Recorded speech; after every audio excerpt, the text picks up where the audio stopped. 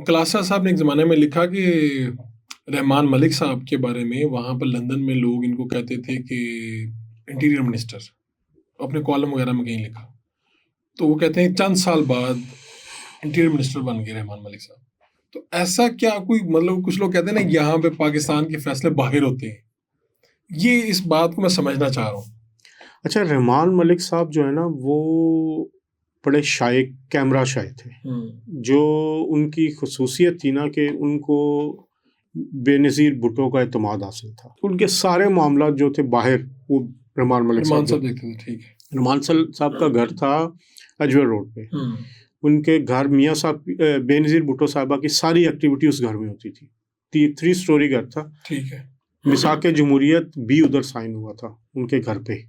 मियाँ साहब उधर आए थे, उधर साइन हुआ था। तो उस घर पे जो रहमान मलिक साहब की एक फरमाइश होती थी, हम जियो का बीपर देते थे, अभी पता बीपर होता था, वो कहते थे इतना कह दिया करो अजहर के ये मीटिंग रहमान मलिक के घर पे हुई है कि रजिस्टर हो जाऊं मैं कि भाई मेरा सारा कुछ हो रहा है, मैं इंतजाम कर रहा हूँ। तो वो उन कैमरे पे आने की उनकी हिम्मत नहीं होती थी।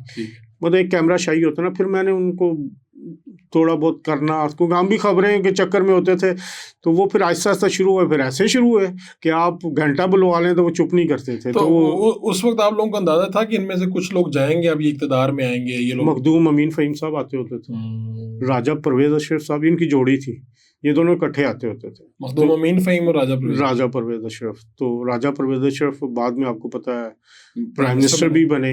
वो बड़ा उन्होंने, और अमीन फ़हीम साहब भी प्राइम मिनिस्टर के लिए मोस्ट फेवरेट थे। वो भी मेन कैबिनेट में मेन रहे।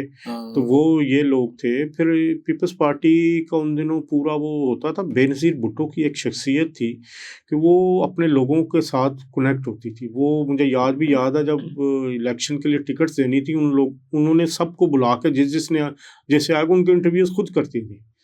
मैंने उन्हें खुद इंटरव्यू करते हुए देखा लोगों का, और सारा उसको मामला को देखती थी। अजहर भाई, यहाँ पे कुछ सिक्योरिटी थ्रेट होते हैं, यहाँ पर वही लोग हमें उस तरह से अवेलेबल नहीं होते। यानी बेनज़ीर साहबा हों या आज बिलावल साहब क्या लें या मियाँ साहब क्या लें, तो अब उन तक आपने पहुँचना, तो यहाँ पर तो 200-400-500 लोग दरमियान में खड़े हुए हैं। वहाँ पर तो ये आपको, यानी मैं जानना चाह रहा हूँ कितनी सहूलत से ये लोग अवेलेबल थे?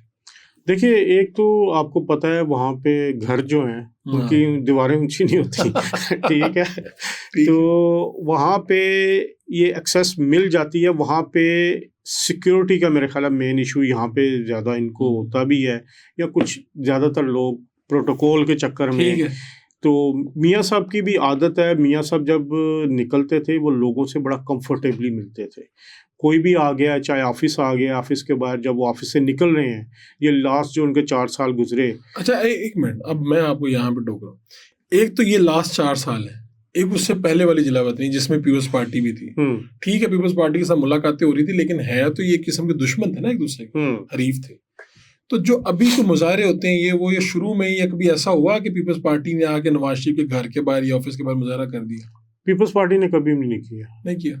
या नवाज शरीफ साहब के वर्कर जो हैं वो उनके उधर चले गए? नहीं हुआ। इनका बड़ा अच्छा ताल्लुक हो गया था। देखें, मियाँ नवाज शरीफ और बेनज़ीर भुट्टो साहिबा आपस में इनका एक इतना कॉर्डियल रिलेशनशिप था, एतमाद बन चुका था कि उनके वर्कर्स भी आपस में उसी एतमाद के साथ थे। क्योंकि उन्हें ये था कि यार लीडरशिप अब एक दूसरे का एहतराम कर रही है, तो अब ये नहीं, बिटरनेस रही नहीं ना कभी। और दूसरा, इन लोगों ने बहुत तलखियां एक दूसरे की देख ली थी। तो उसमें जब चार्टर ऑफ डेमोक्रेसी या जिस दिन मियाँ साहब की या नवाज शरीफ साहब की मुलाकात होती, चाहे वह एवन फील्ड हो या उधर रहमान मलिक का घर, दोनों पार्टी के वर्कर्स वहाँ मौजूद होते थे बाहर, और बड़े आपस में मिलजुल के सारी चीज़ें वो बड़े अच्छे तरीके से कर रहे होते थे। तो इनके दरमियान कभी भी ये कल्चर तो अभी रिसेंटली जो है लोगों के घरों तक का ये आया।